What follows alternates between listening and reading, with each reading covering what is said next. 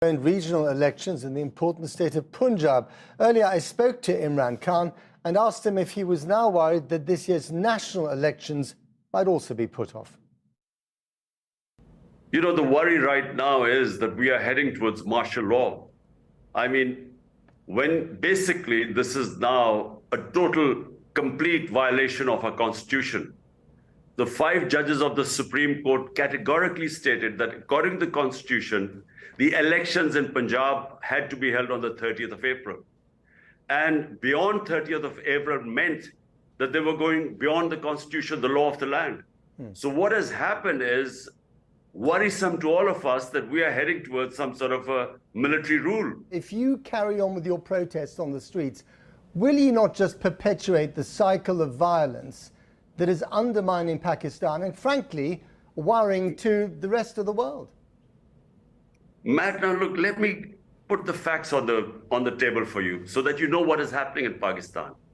When we were removed, not once did I do any demonstration that was beyond what the constitution allows me. Like, for instance, in France, there are protests on pensions. So my constitution allows me to hold rallies and put our point of view forward to the people. Now, since last 2 months, we were in power in 2 of the 4 provinces. We dissolved our governments. The constitution says elections should have been held in 90 days. And the Supreme Court then passed a ruling that on 30th of April, they should be held, elections should be held. We didn't do anything outside the law. We dissolved our governments to hold the elections on the 30th of April. But what the government is doing, and this is the worry, now this is where the destabilization will take place, because they are now going against the constitution. And they now are pushing the elections forward, God knows when, simply because they know that they will lose in the elections. Okay, so Pakistan is a nuclear-armed power on the verge of bankruptcy, sitting on a geopolitical fault line, a very dangerous one. What are you doing, what are you personally doing to make the world lose less sleep right now? Well, look, you know, let's not worry about Pakistan's nuclear program, because the entire political spectrum, everyone believes that if one thing we need to keep secure is our nuclear program, because that's our guarantee for freedom.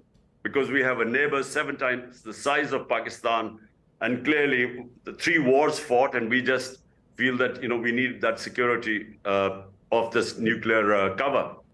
Pakistan has an enormous amount of influence on events in neighboring Afghanistan. Would you say to the Taliban running Afghanistan today to let the girls go to school? Look, Matt, look, Afghanistan has and Pakistan have a boundary border of 2,500 kilometers. No, I'm talking about schools here, specific. I don't want a geography lesson. I am answering the question. What about schools? Will you tell them to let the girls go to school? Because I know the Afghan character much more than anyone there, especially in the Western countries. They do not like to be told what to do. Let me just say, if the Western countries want to influence Afghanistan, this current government, they must mainstream them. I kept telling them that, look, engage them. Get them involved in the mainstream. If you isolate them, what influence are you going to have on them? So if you mainstream, then let them have a stake. So then talk about human rights. Right now, you push them in an isolation. The money is frozen. And why would they listen to anyone? So my advice is that, you know, get them involved. Give them a stake in the international community, so that when you tell them to have girls educated, you know, they will listen to you. Right now, they are not. And they react when you try and tell them anything, because who are you to interfere in our internal affairs? Okay, we're going to leave it there. Imran Khan, thank you very much for talking to us. Thank you, Matt.